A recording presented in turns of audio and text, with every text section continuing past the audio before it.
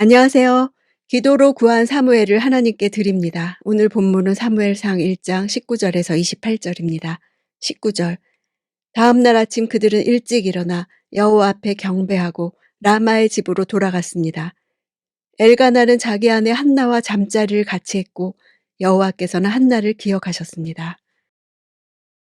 엘리와 한나의 이야기는 사사시대 말기에 일반 백성들이 하나님에 대해 느꼈을 거리감과 소외감을 반영하는 것처럼 보입니다. 일반 백성들에 대한 제사장들의 돌봄이 매우 피상적이었기 때문에 하나님께서는 이스라엘 백성들에게 멀리 있는 하나님으로 느껴졌을 것입니다. 그만큼 당시의 제사장들은 백성들의 속 깊은 통곡과 고통의 탄식을 알아차리고 공감할 능력이 결여되어 있었던 것입니다. 하지만 한나 같은 간절한 탄원자는 이 답답한 상황을 타개하는데 주도적 역할을 했습니다. 20절. 한나는 임신을 했고 때가 되자 그녀는 아들을 낳았습니다. 한나는 여호와께 구해 얻은 아들이라 해서 그 아이의 이름을 사무엘이라고 지었습니다. 사무엘이라는 이름은 구하다라는 뜻의 샤알과 하나님의 엘이 합쳐진 것으로 하나님께 구해 얻은 자로 볼 수 있습니다. 혹은 이름이라는 뜻의 쉔과 하나님의 엘이 합쳐진 이름으로 그분의 이름은 엘이다로 볼 수도 있습니다. 구한다는 단어 샤알은 8장에 다시 등장하는데 이스라엘 백성이 왕을 구하는 장면에서입니다.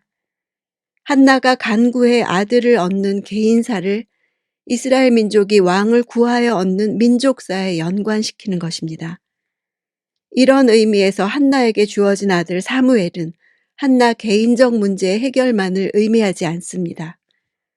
한나가 받은 문제의 해답은 이스라엘 민족의 해답으로도 제시된 것입니다. 한나는 이스라엘 민족의 문제를 해결하려는 비전을 가지고 행동한 것이 아닙니다. 자신의 삶에 주어진 작은 도전에 믿음으로 반응한 것입니다.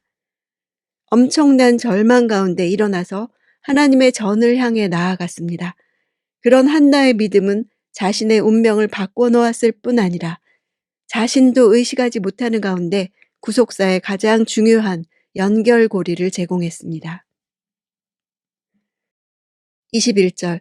엘가나가 온 가족을 데리고 매년제와 서원제를 드리러 올라갈 때 당시가 영적으로 어둡던 사사시대임에도 자원하여 제사를 드리는 엘가나의 경건성을 엿볼 수 있습니다. 매년제는 이스라엘 백성들이 한 해를 마무리하면서 드리는 희생제사로 가족이 전부 참여했습니다. 22절. 한나는 가지 않고 남편에게 이렇게 말했습니다. 아이가 젖을 때면 제가 데려가 아이를 여호와께 바치고 일생 동안 그곳에서 살게 하려고 합니다. 당시에는 깨끗한 물을 쉽게 구할 수 없었기 때문에 아이들이 보통 3살이 되어서야 젖을 때였습니다. 그러나 젖대는 기간이 특별히 정해져 있지 않았기에 엄마가 원하면 6, 7세까지 먹일 수 있었습니다. 23절. 남편 엘가나가 대답했습니다. 당신 생각에 그것이 최선이라면 그렇게 하시오. 그럼 당신은 아이가 젖을 뗄 때까지 여기 있으시오. 그저 여호와께서 당신의 말대로 이루시기를 바라오. 그리하여 한나는 자기 아들이 젖을 뗄 때까지 집에서 아이를 길렀습니다. 율법에 따르면 아내의 서원이 합당치 않다고 여겨질 때 남편은 아내의 서원을 무효화할 수 있었습니다. 한나에게서 얻은 유일한 아들인 사무엘을 하나님께 바치는 것은 엘가나에게도 어려운 결정이었을 것인데 엘가나는 아내의 서원을 존중했습니다. 27절. 그때 제가 이 아이를 달라고 기도했었는데 여호와께서 제가 구한 것을 주셨습니다. 한나는 엘리가 축복했었던 말을 그대로 반복하고 있습니다. 한나의 말은 구하다 하는 동사 샤알이 2번 반복되면서 언어 유희를 보이고 있습니다. 여호와께서 한나가 구하는 것을 허락하셔서 구한 바가 된 아들을 주셨다는 것입니다. 28절. 이제 제가 여호와께 이 아이를 드립니다. 이 아이의 평생을 여호와께 바칩니다. 그런 다음 그들은 거기서 여호와께 경배를 드렸습니다. 구하다 하는 동사 샤알을 사역형으로 사용하면 누구로 하여금 구하게 허락하다가 되어서 의역하면 주다, 드린다가 됩니다.